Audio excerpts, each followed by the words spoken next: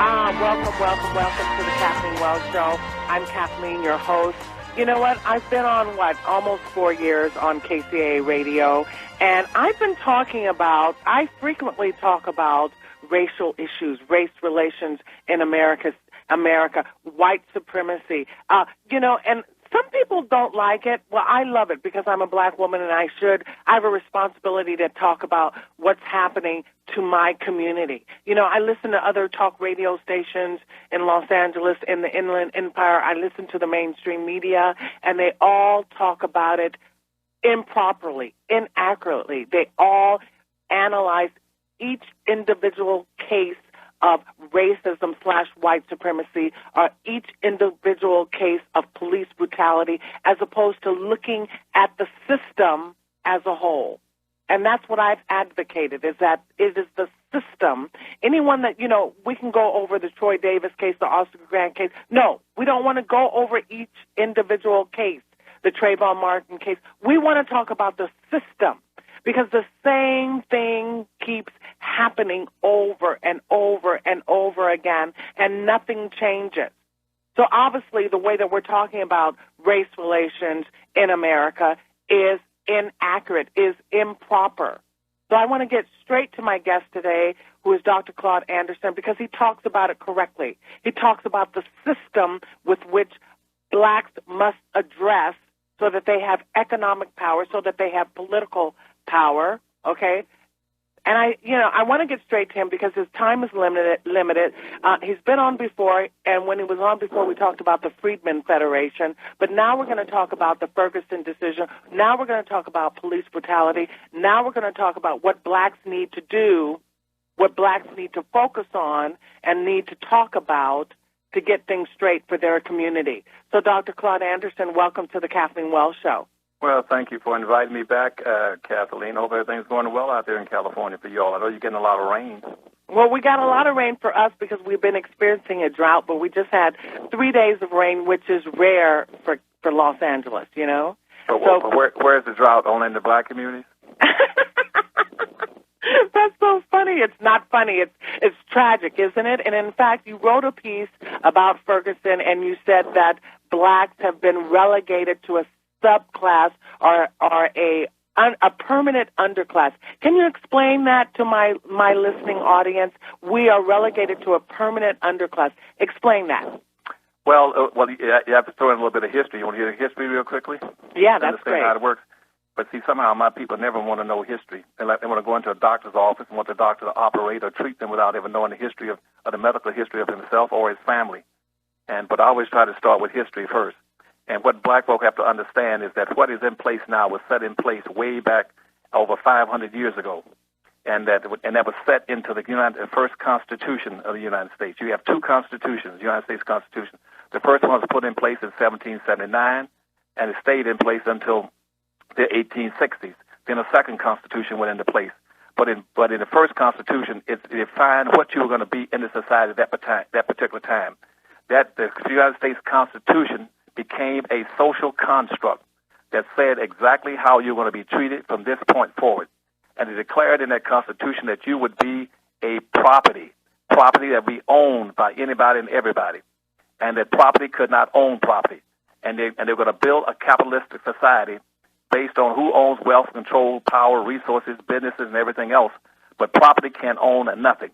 So in the Constitution, when you see them talking about all these big claims about the land of the democracy and freedom for all people, and everybody got a right to life, liberty, and the pursuit of happiness. Well, in the original Constitution, that word happiness was not in there. Thomas Jefferson changed and put that in there. Originally, it was property. Blacks were property. And so in 1791, they passed the first naturalization and immigration law in this country, which says that this should be a country for immigrants. Black people are the only non-immigrants in this country. You're not immigrants. And the whole structure and the social construct in the Constitution and subsequent to the Constitution were based to be a land of immigrants. And that's why the naturalization law says that only blacks could only be slaves. But they never used the word black, Negro, or slaves. They used a euphemism, broad, ambiguous terms. They classified blacks in the Constitution as those people, those unhappy lots, those who are bound, those in servitude. And see, black folk never figured that out in the Constitution, when they talked about whites, they used the word we the people, all the people. When they use those words, they're talking about immigrants, anybody who's classified as an immigrant except black folk. And that became the social construct in this country, where black folk would always be in that class. And that's why the first law of public policy passed in Maryland in 1638 says that black people should never be permitted to enjoy the fruits of white society. That stayed true all the way up until the turn of the century in 1805, in 1803, in the Madison versus Marlboro decision, when the Supreme Court ruled in a case that it had no authorization to be involved in, and took on power that it does not have, and in that decision. And the United States Supreme Court has no right to be involved in any issue that overrules the United States Congress. And so then here comes, up by 1853, they decide to use those rights and those powers that they're not entitled to. The United States Supreme Court can get involved in issues pertaining to, or a federal official failed to do his duty, or in some lower case legal decisions, or anything dealing with ambassadors. But they don't have the right to overrule the United States Congress. So when the second Constitution was written in the 1860s, it was put in place to remedy some of the things that were spelled out earlier. So in 1857, in the Dred Scott decision, the Supreme Court ruled that a black man had no rights that a white man was bound to respect. That was in 1857. That a black man has no rights that a white man was bound to respect. That is a Supreme Court decision that has never been reversed. And so when the new Constitution was written, the second Constitution was written in the 1860s, with 1865, with the Emancipation Proclamation, the Civil Rights Law of 1865, the Civil Rights Law of 1866, the 13th Amendment, the 14th and 15th Amendment, and 9 civil rights laws. The United States Supreme Court jumped up and used authority that it's never had, and said, basically, we don't care what the United States Congress decides to do about black folk. We're going to keep those black folk in that original construct, the original mandates that were set out by the Constitution back in 1790. And that's what blocked black folk in. And they said, therefore, since we got them locked and boxed into this social construct, you cannot use race. We put them into this social construct as property based on race, but you'll never be able to use race to bring them out of it.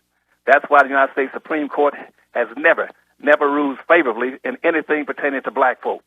And because we are still in that social construct of black folk having no rights that a white man is bound to respect.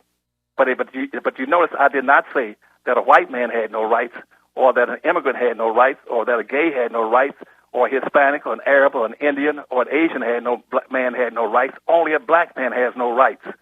And consequently, you are up for grabs in any society, anything that society wants to do, because that decision has never been reversed. And so by 1960s, it came up again. And both President Nixon says the way we would shut off the black civil rights movement is to take the focus off of black folk and the black power movement and shift it to minority, women, and children. And this book came out of a memo written by Daniel Moynihan to Nixon, saying that's the way you kill the black movement in this country. And that says, make black folk disappear and make them invisible. So therefore they get no rights. They still won't have any rights. And it's called called it benign neglect. And then later on, by 1970s, it was converted over to be what we call political correctness. It became political correctness because the liberals in this country got together with the black leadership and said, what we'll do now is shift the focus to everybody but black folk. And nobody, under any circumstances, to mention black folk on anything, or put any value on anything pertaining to black folk, or involve them in anything. You're not going to hear anything pertaining to black folk. So all your black civil rights organizations start talking about things in broad, ambiguous terms, just as they did in 1779 in the Constitution. They talked about broad terms like minorities, poor folk, people of color, diversity, multicultural.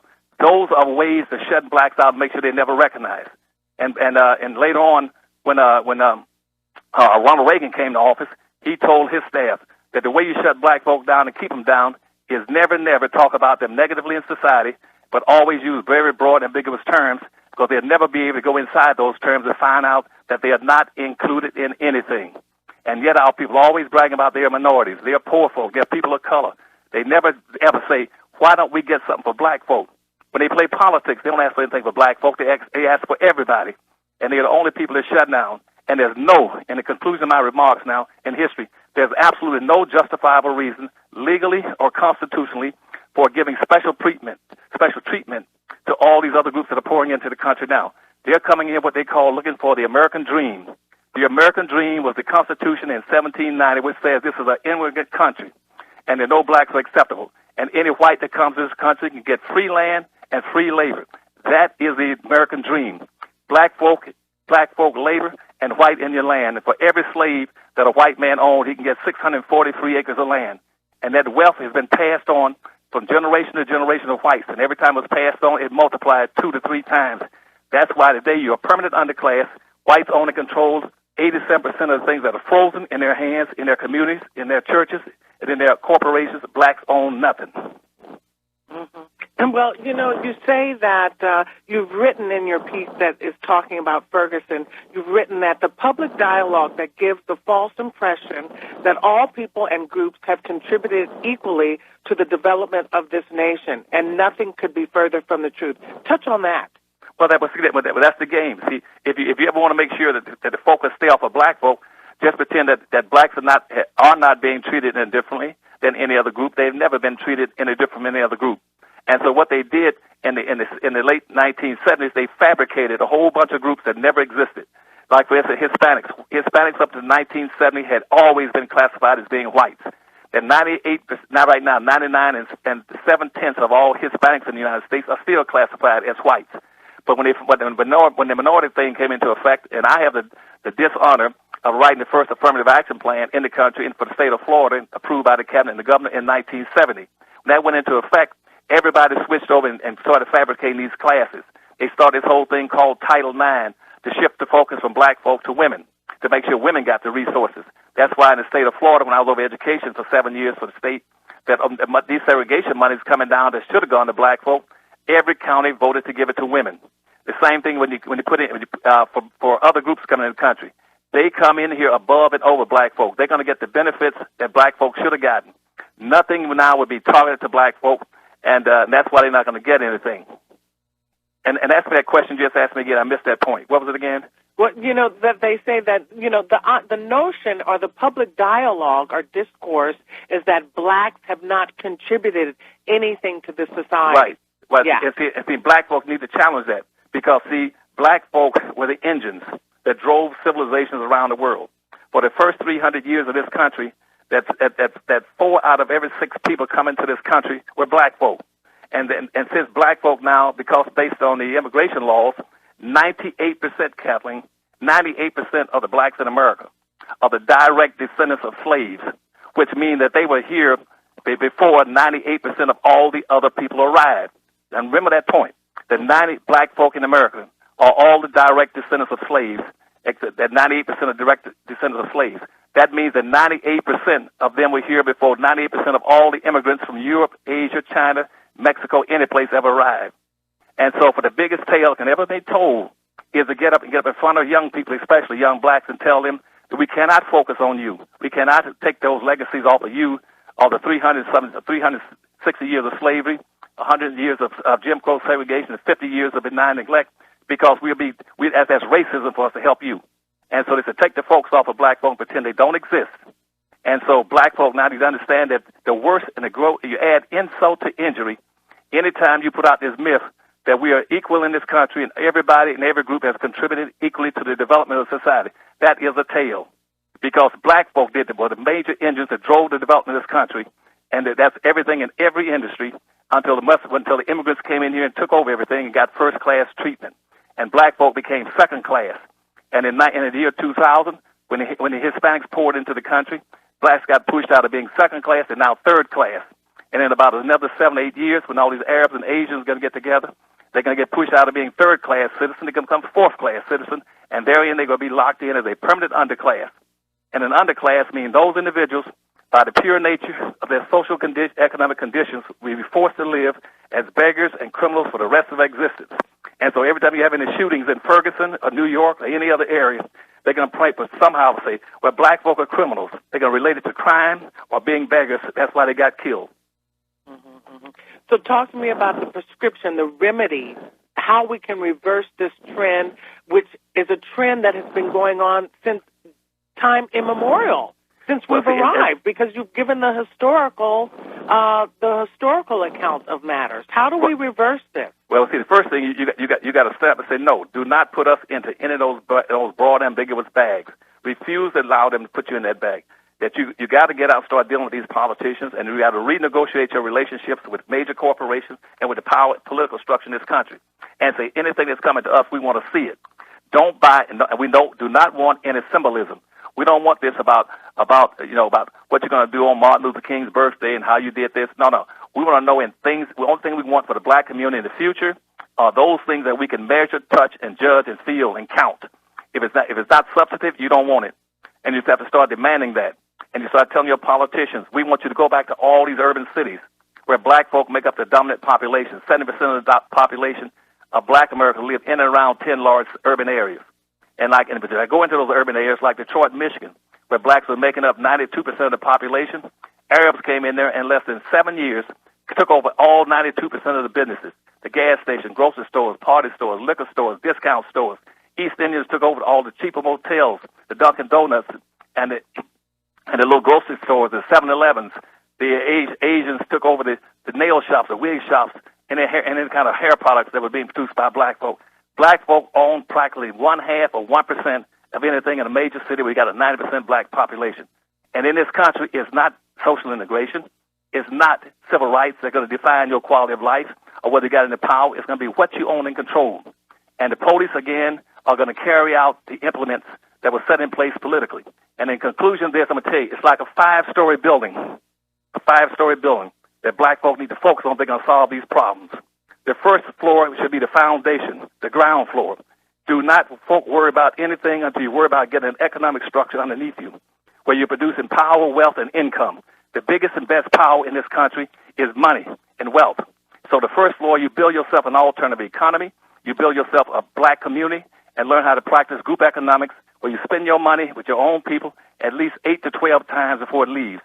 Just like Hispanic money bounces 6 to 7 times, white money bounces 8 to 12 times, Arab and Asian money bounces 13 to 14 times, Jewish money bounces 18 times in their communities. Black money doesn't bounce once because we don't have any communities. We're the only people that build neighborhoods instead of communities. You cannot compete without communities.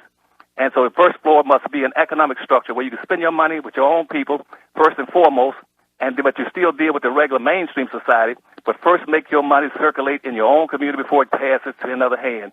Then on the second floor, that's your political floor.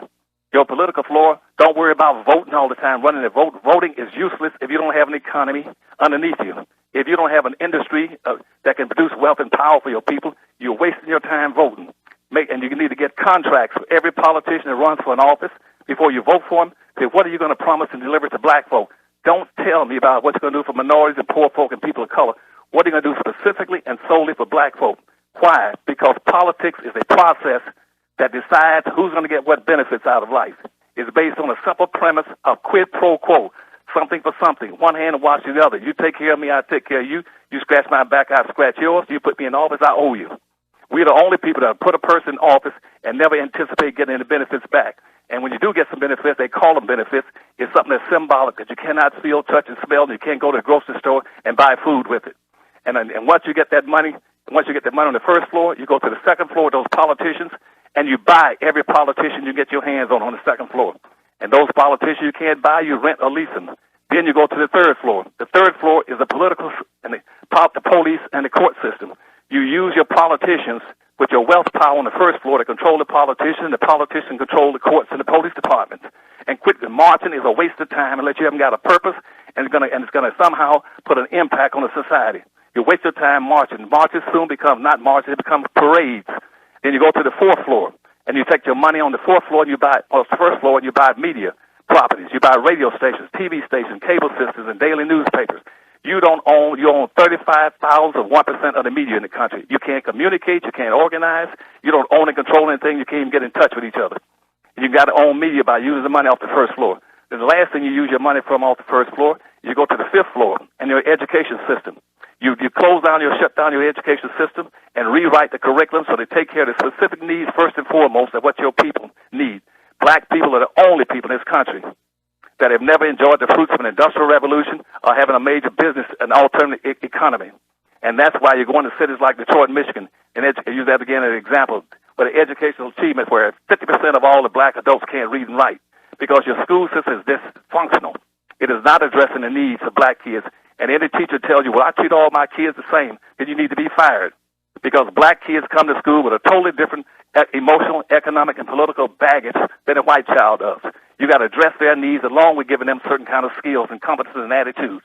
And also sort of, instead of trying to push every black kid into college on the 5th floor, sort of push them into vocational education programs in the early grades and teach them business principles, industrialization principles. And when they get to high school, don't let one black kid graduate from high school without a skill in his hand or a scheme in his head. Teach them skills so when they leave there, they can compete with the rest of the people in society. That's what education should be about. And that way they can then learn how to play the game and play the game to win and quit. Don't focus at all on technology. Technology is going to fail pretty soon. We're at 9 o'clock. It'll fail by the time you get to 12 o'clock. If you don't own and control resources, food, water, medicine, and energy, you're going to be wiped out as a people. That's it.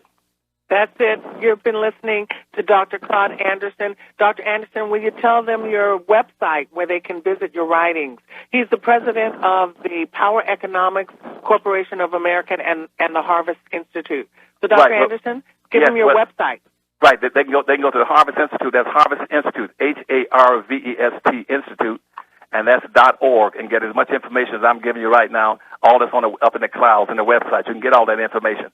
Or you can get it by the books. Right now we have a power pack where you can order the books directly on all the things I'm talking about in 2 major books. One is called Black Labor, White Wealth. That's known as the Second Bible by Ebony and Jet magazine for black folk around the world. And the plan that's going around the country and out of the country is called Powernomics, the second book. Powernomics, a national plan to economically render black folk competitive. And you get 2 Dirty Little Secrets, different books, Volume 1 and Volume 2. You can get all 4 of these books in a power pack, again, by going to the Powernomics website, powernomics.com, POWERNOMICS.com, and you can order the 4 books in a pack called for $70. You get all 4. These books are not like any other books you've ever read, you're ever going to read. It is what you need if you're going to solve these problems. You cannot solve the racial problems. You cannot stop the shootings, the brutality, the lynching, the castration, the exploitation of black folk until you go back and change the social construct that was put in place back in the earlier days in the Constitution. And you got to also deal with the United States Supreme Court that's the guardian of racism in the country. They got to make sure that black folk can't get out of this crack by narrowly defining every issue, telling black folk you can't use race to get out of it. And then last thing is quit letting people tell you what racism is. Racism is a contest, and also and Asians and Arabs are not a race. Those are cultural groups. Hispanics are not a race, and stop people from saying that they're not a race. They are a language group. They are a culture group, and they're basically just white speaking Spanish. And don't let those people supplant black folk or subordinate black folk and get benefits that should be going to black folk. You got to solve the problem with black people as soon as you can if you're going to stop racism in this country. And yet I haven't seen anybody focusing on this, not from the White House down to the outhouse. Nobody wants to address the issues that are keeping black folks locked down. And if social integration and civil rights were going to solve the problem, it would have solved it 50 years ago when Martin Luther King was walking the streets. You cannot solve the race problems with social integration and civil rights. You have to have economic integration. And don't worry about separation versus integration. Neither one of those are the issue. It's aggregation. Black folk got to come together and pool their resources and learn how to compete as a group. Black people have to pool their resources together and learn how to compete as a group. You've been listening to Dr. Claud Anderson, and as I said, he's the president of Powernomics Corporation of America and the Harvest Institute. Thank you, Dr. Anderson, for being on the show. I know your time is limited. I want to have you back on as frequently as possible because our community, my community, needs to hear you. Well, thank you very much, and Dylan, I'll be glad to come back on. And I know I've been talking very fast because I'm trying to get all the information you wanted in there before my little 15 minutes is up. But secondly, make sure that all of our people and the other groups that are non-black understand it's not about hating anybody. I don't want black folk to hate anybody or mistreat anybody or try to hurt any other people. It's back to the fact I want black folk to understand that God sent them here black, their mom and father brought them here black, and so there's nothing wrong with being black. But they got to learn that as a pilot, I'll tell you, if I'm on a plane and I lose cabin pressure at 35,000 feet, then a mass will fall from a panel above your seat. And when the mass falls down because we've lost cabin pressure, the first thing you do is put the mask on yourself first. Don't get up trying to put it on people sitting beside you. And don't be like black folks that stand up in the middle of the plane and say, they're in the minorities or poor folk or people of color back there need a mask. I said, sit your own rear down and put the mask on yourself first. Save black folk before you try to save Hispanic kids coming across the borders or immigrants coming across or Asian or Arabs pouring into the country. Save black folk first. I couldn't agree with you more. Thank you again, Dr. Anderson. I'm going to have you on again. You know, I book your interviews through your wife. I'm going to call your wife, Joanne. I appreciate you being on the Kathleen Wells Show, okay? Well, thank you now. And go to the website, or they can call 301-564-6075 for the Powernomics Corporation and order those books. Again, that's 301-564-6075 and get the Power Pack and get all 4 of those books for only $70. Okay, that's 301-564 6075, and right now they got a special called Power Pack. And these books are classic books, and they're bestsellers. They've been the bestsellers books. But most books stay bestsellers for 90 or 20 days. These books have been on the bestseller list for years around the world. Well, I highly recommend it. That's why I have you on my show. I believe in your principles and your Powernomics, and I appreciate you being a guest on my show. I'll have you on again soon, okay? Thank you, Kathleen. You have a good day now. Okay, you have a good day too. We've all just all right, bye-bye now. Bye-bye. We've just been listening to Dr. Claud Anderson, who is the president of Powernomics Corporation of America, and he's also the president of the Harvest Institute. We're going to take a break right now. He's written an article about Ferguson, and I'm going to go over some points when we come back from the break. And also, hey, you can call in with your comments and questions. Comments because no questions because he left. So call in with your comments. The number is 888. It's toll-free, 888-909-1050. It's my responsibility to talk about issues that are impacting my community, or as he says, neighborhood. It is my responsibility to talk about issues that are adversely impacting my neighborhood. It's my responsibility to talk about them. So that's why I'm doing it, and that's what I'm going to continue to do. This is the Kathleen Wells Show. We're going to take a break, and we'll be right back. Welcome back. I'm Kathleen. This is the Kathleen Wells Show. We were just speaking with Dr. Claud Anderson. He's the president of the Powernomics Corporation of America and the Harvest Institute. Powernomics is a package of principles and strategies Dr. Anderson developed to explain the concept of race and to offer Black America's guide to become a more economically and politically competitive group in America. The Harvard Institute, which he's also the president of, is a think tank that does research, policy development, education, and advocacy to increase the competitiveness of Black America. And I also mentioned that you could go to his website to read his take on what's going on with the Ferguson incident and police brutality across America. So you can go to his website, harvestinstitute.org, and you can read about power economics at powereconomics.com.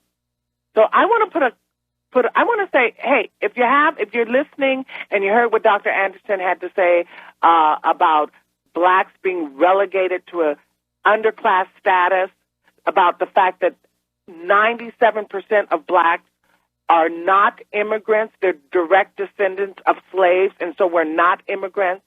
Did you hear what he said about how other groups, how white liberals have required that black leadership embrace women's rights and marriage equality and immigration, and yet our group, the black group, our group, is not together yet? And, and also he added, this isn't about hating or not liking another group.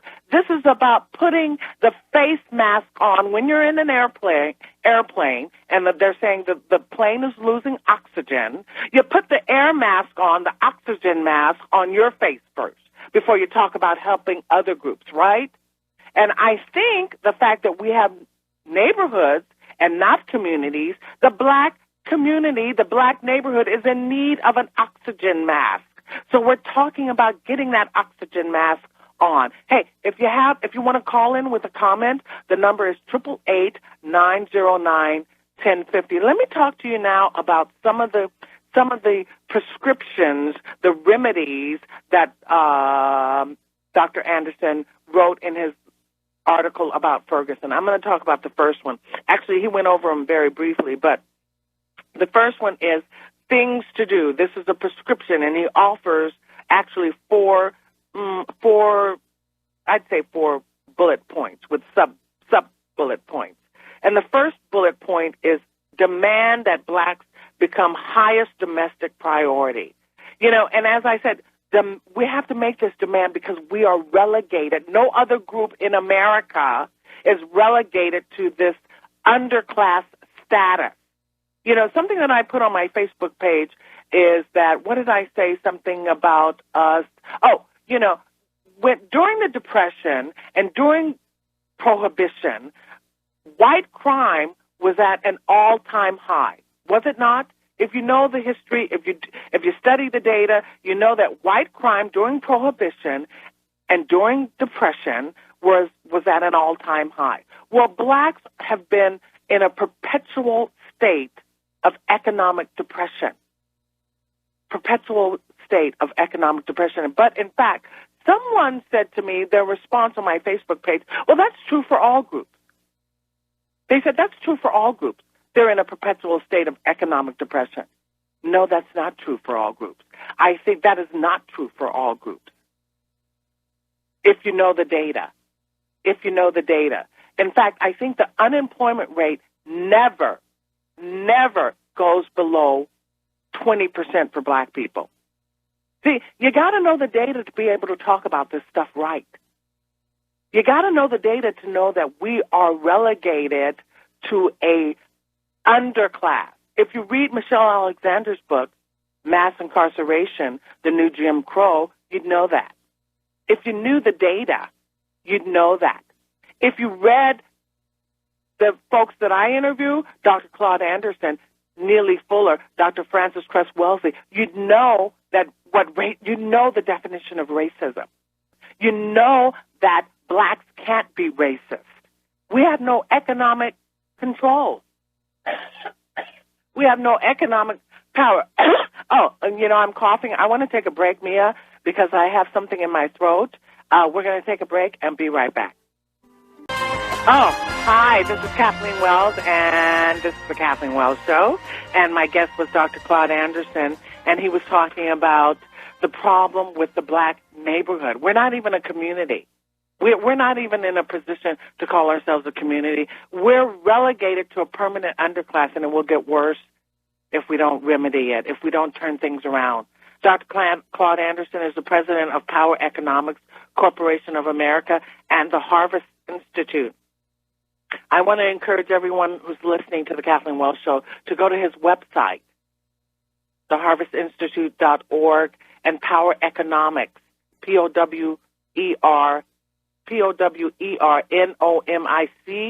Powernomics, powernomics.com.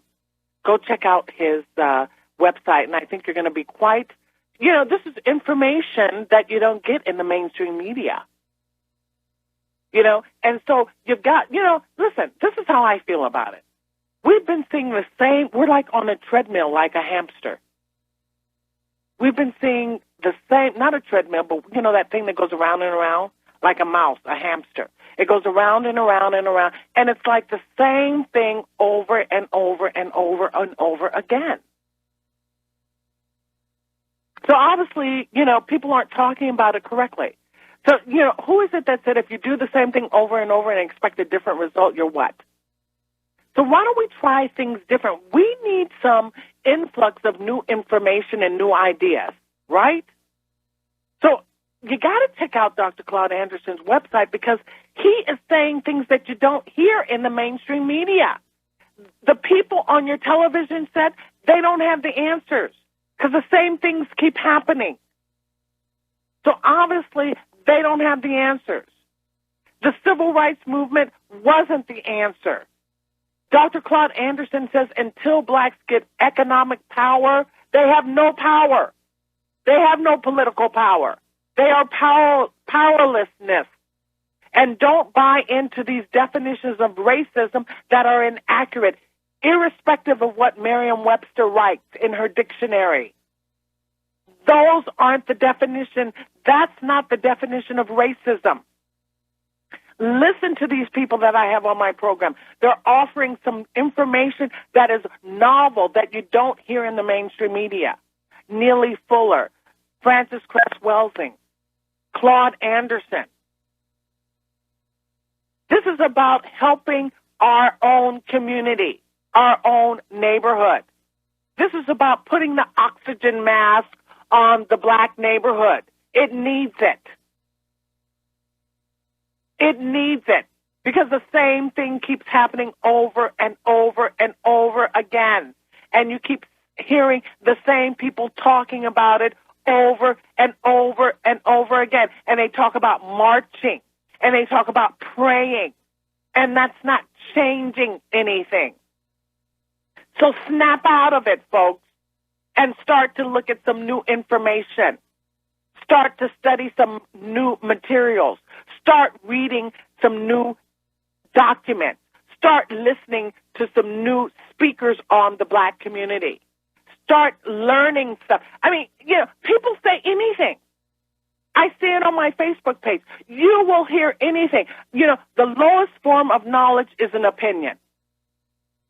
These folks that I bring on the show, that I interview, they have the information because it's based on what? Data.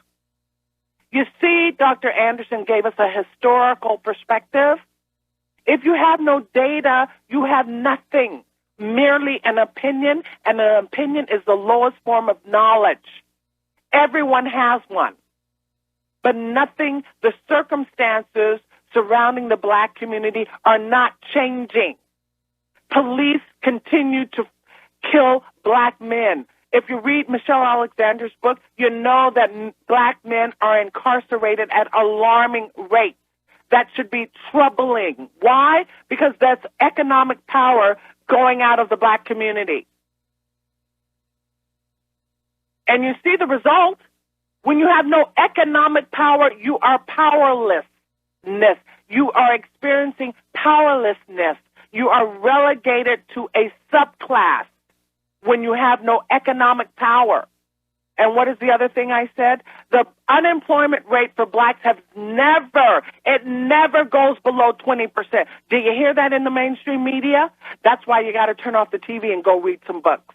Because the information, listen, didn't the mainstream media tell us there were weapons of mass destruction in Iraq? Didn't you hear that on your TV? And all those guys went over there fighting in Iraq for what? But all those talking heads in the mainstream media said they're weapons of mass destruction. So also the TV tells us that the unemployment rate is decreasing. Well, it's not true for the black community. Because it's never, if you do your research, the unemployment rate for blacks has never gone below 20%. Never. The data's out there. You've got the internet. You got a computer hookup. You know that you can research it. Google it. Google it. Has the unemployment rate ever gone below 20% for the black community, for black folks? Google it if you don't believe me. Anyway, I want to talk. I've got a few minutes left. What do I have left, Mia? How many more minutes? You have about 7 minutes. I have 7 minutes left. Let me go over the things that Dr. Claud Anderson said that blacks must do. You can find them on his website, but I'm going to go over a few of them. There are 4, and then some subgroups. The first one is, I mentioned it before the break. I'm going to mention it again. Blacks must demand that blacks become highest domestic priority. Considerable research indicates that increased immigration, especially of low-skilled workers, is harmful most to Native blacks. Go to the harvestinstitute.org to see the data. Blacks should demand that government resources directed to help bring immigrants to the United States so that they can escape poverty, gangs, crime, poor education, and unemployment should first be directed to blacks trying to survive the same conditions here in this country. Aren't blacks in America trying to escape crime, poverty, gangs, poor education, and unemployment? Aren't we trying to escape that in America? Hello?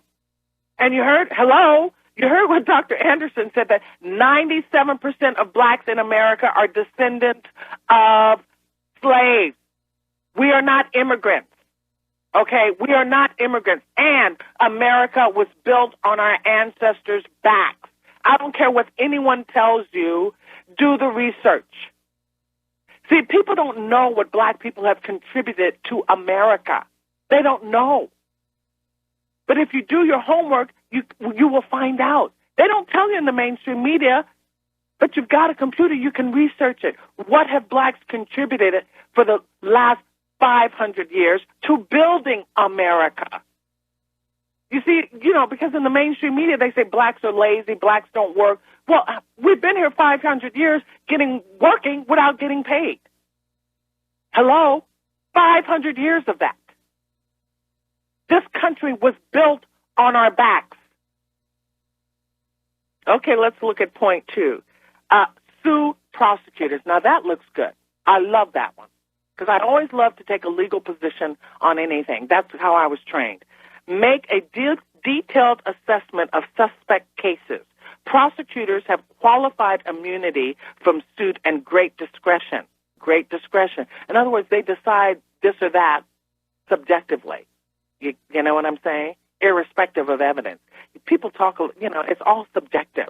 But when it appears that a prosecutor has manipulated a grand jury process, the prosecutor should be sued personally for conspiracy to violate civil rights.